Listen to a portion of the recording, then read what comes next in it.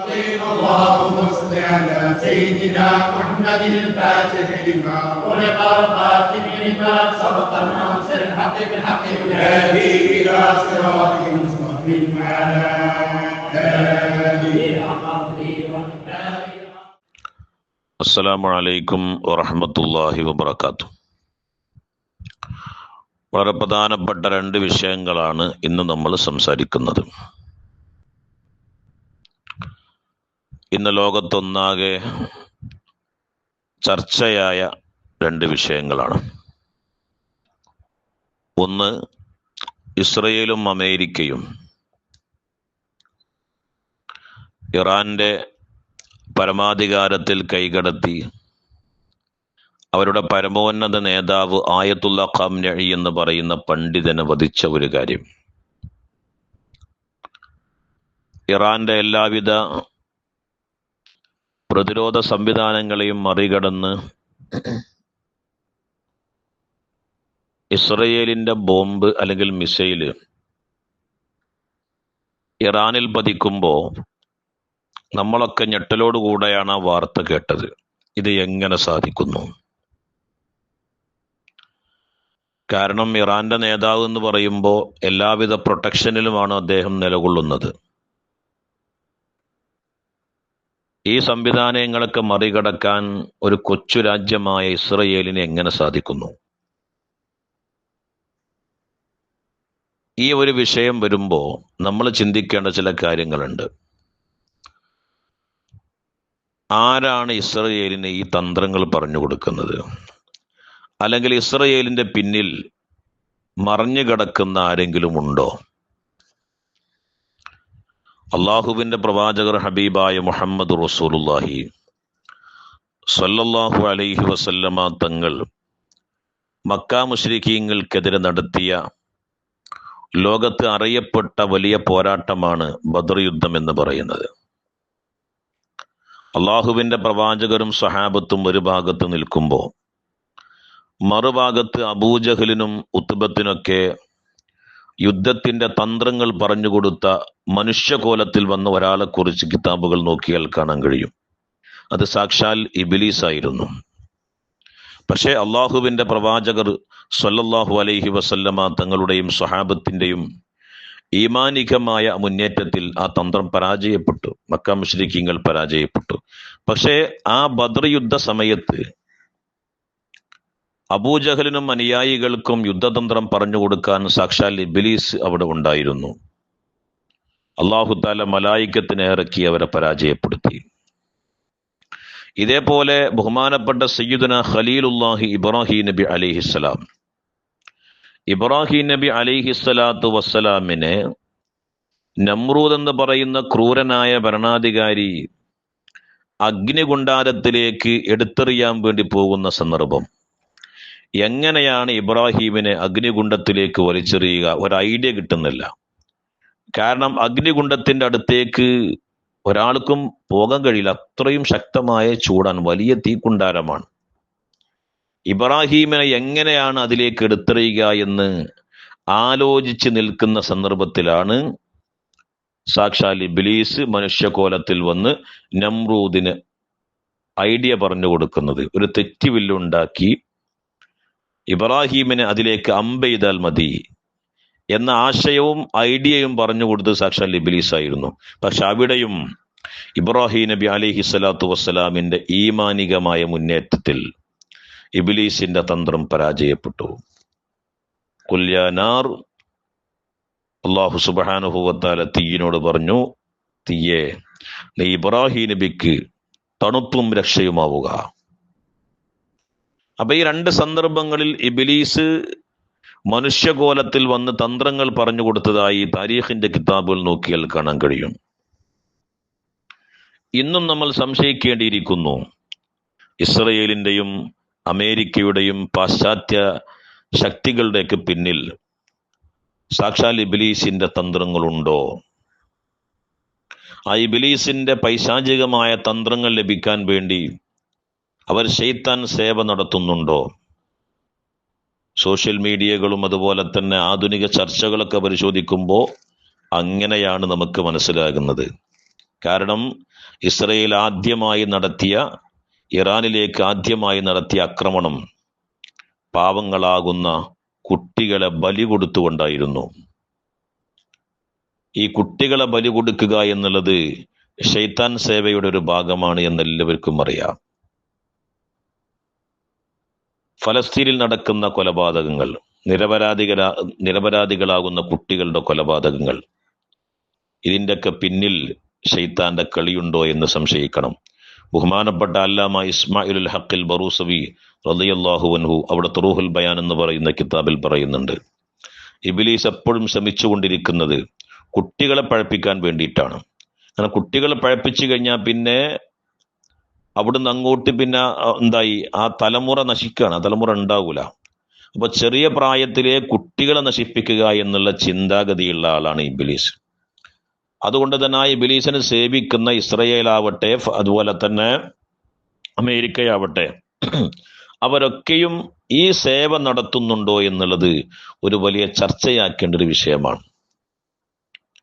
പിന്നെ മറ്റൊരു കാര്യം കൂടി, പിന്നെ അവർ ജയിക്കുന്നത് നമുക്ക് ഈമാനില്ലാത്തത് കൊണ്ടാണ്. അള്ളാഹുവിന്റെ പ്രവാചകർ ഇബ്ലീസിന്റെ തന്ത്രത്തിന്റെ മുന്നിൽ അള്ളാഹിന്റെ റസൂല് വിജയിച്ചു, ഇബ്രാഹിം നബി അലൈഹി ഇസ്ലാം വിജയിച്ചു. നമ്മൾക്ക് ഈമാനിക കുറവുള്ളത് കൊണ്ട് നമ്മൾ പരാജയപ്പെടുന്നു. ഇനി മറ്റൊരു കാര്യം, നമ്മളൊക്കെ ചെറിയ പ്രായം മുതൽ ഞെട്ടലോടുകൂടെ കേട്ടൊരു കാര്യമാണ്, അഡോൾഫ് ഹിറ്റ്ലർ എന്ന് പറയുന്ന ക്രൂരനായ ഭരണാധികാരി 60 ലക്ഷം ജൂതന്മാരെ കൊന്നൊടുക്കിയത്. മുസ്ലിങ്ങളാകുന്ന ആളുകൾ ജൂതൻ എന്ന് കേൾക്കുമ്പോഴേ അവരെ അറപ്പോടുകൂടെ കാണേണ്ട ഒരു കാര്യമല്ല. ജൂതന്മാരിൽ നല്ല ഒരു വിഭാഗം ആളുകളുണ്ട്, ദൈവഭയമുള്ള.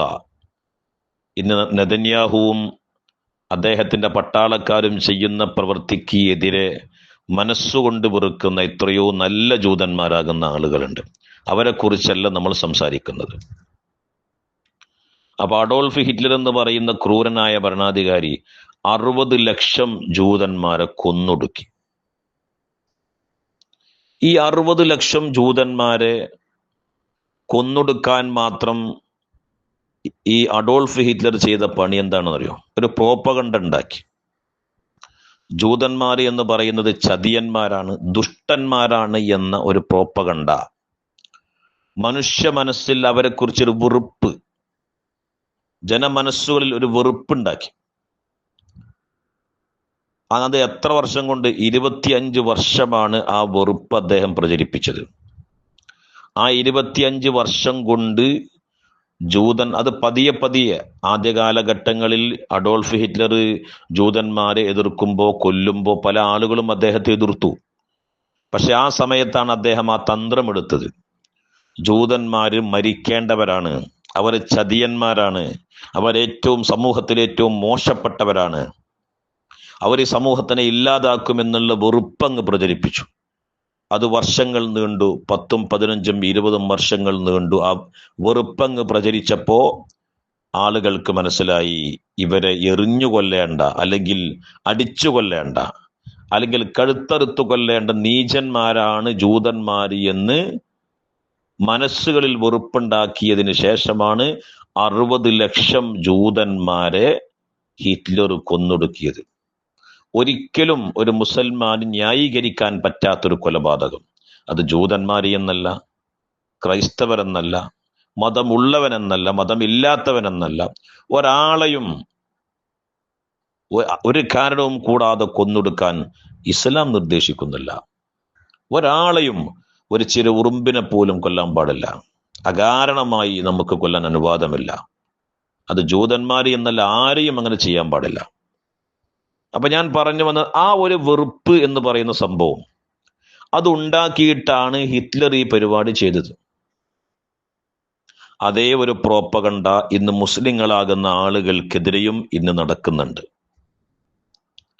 ആരിഫ് ഹുസൈൻ ആണെങ്കിലും, ലിയാഖത്ത് അലി ആണെങ്കിലും, ജബ്ബാർ ആണെങ്കിലും, അതുപോലെ സംഘികളാണെങ്കിലും, ക്രൈസ്തവരിൽപ്പെട്ട കാസ എന്ന് പറയുന്ന വിഭാഗത്തിൽപ്പെട്ട ആളുകളാണെങ്കിലൊക്കെ അവരും ഇന്ന് അഡോൾഫ് ഹിറ്റ്ലർ ചെയ്ത ആ ഒരു വെറുപ്പ് ജനമനസ്സുകളിൽ ഉണ്ടാക്കുകയാണ്. മുസ്ലിങ്ങളാകുന്ന ആളുകളൊക്കെ സുഡാപ്പികളാണ്, എല്ലാവരും ജിഹാദികളാണ്, എല്ലാവരെയും കൊന്നൊടുക്കേണ്ടവരാണ്, എല്ലാവരും നശിക്കേണ്ടവരാണ് എന്ന് നല്ലവരായ ഹിന്ദുക്കളുടെ മനസ്സിലേക്കും നല്ലവരായ ക്രൈസ്തവരുടെ മനസ്സിലേക്കും ഇട്ടുകൊടുത്തുകൊണ്ട് മുസ്ലിം എന്ന് പറയുന്ന വിഭാഗം തന്നെ ഈ ലോകത്ത് നശിക്കേണ്ടവരാണ് എന്ന വെറുപ്പ് അവർ പ്രചരിപ്പിച്ചുകൊണ്ടിരിക്കുകയാണ്. ഇന്ന് നമ്മളുടെ സോഷ്യൽ മീഡിയ നോക്കുമ്പോൾ ക്രൈസ്തവരാണെങ്കിലും അതുപോലെ തന്നെ അമുസ്ലിങ്ങളാകുന്ന ഹിന്ദുക്കളാണെങ്കിലും അവരിൽ ഭൂരിപക്ഷം ആളുകളും ഇന്ന് മുസ്ലിങ്ങൾ നശിച്ചു പോണം, അവർ കൊല്ലപ്പെടേണ്ടവരാണ് എന്ന വെറുപ്പ് പോലെ മനസ്സിൽ സ്വാധീനം ചെലുത്തിയെന്ന് കമന്റുകൾ നോക്കിയാൽ നമുക്ക് കാണാൻ കഴിയും. ഇതൊരു പ്രോപ്പഗണ്ടയാണ്. കാലങ്ങളായി സംഘപരിവാരും കാസയും അതുപോലെ തന്നെ എക്സ് മുസ്ലിം എന്ന് പറയുന്ന സംഘപരിവാരിന്റെ ഫണ്ട് കിട്ടുന്ന ആളുകളും ജനമനസ്സുകളിൽ ഇന്ന് ആ പ്രോപ്പഗണ്ട എത്തിക്കുന്നുണ്ട് എന്നുള്ള വാർത്ത നമ്മളെല്ലാവരും ശ്രദ്ധയോടുകൂടെ കാണുക. അവരെത്ര പ്രോപ്പഗണ്ട ഇറക്കിയാലും എത്ര വെറുപ്പ് പ്രചരിപ്പിച്ചാലും അള്ളാഹുവിന്റെ പ്രവാചകർ ഹബീബായ മുഹമ്മദ് റസൂലുള്ളാഹി സ്വല്ലല്ലാഹു അലൈഹി വസല്ലമ തങ്ങൾ നമ്മുടെ ഹൃദയത്തിലിട്ട ഒരു ഈമാനുണ്ട്. ആ ഈമാൻ ഒരിക്കലും നമ്മൾ കുറയാൻ പാടില്ല. വൽ ആഖിബത്തു ലിൽ മുത്തഖീൻ, മുത്തഖീങ്ങൾക്കാണ് അന്തിമ വിജയം. അതാര് പറഞ്ഞാലും ആര് പ്രചരിപ്പിച്ചാലും ജനമനസ്സുകളിൽ ഇന്നും മുസ്ലിങ്ങൾക്ക് വലിയ സ്വാധീനമുണ്ട്.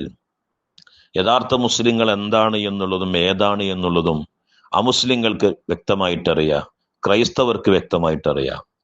ആ ഒരു വിനയത്തിൻ്റെയും സൽസ്വഭാവത്തിൻ്റെയും തലോടൽ, സ്വാന്തനത്തിൻ്റെ തലോടൽ അവരൊക്കെ ഇന്ന് അനുഭവിച്ചിട്ടുണ്ട് എന്നുള്ള ഒരു സന്തോഷം മാത്രമാണ് നമ്മുടെ മനസ്സിലുള്ളത്.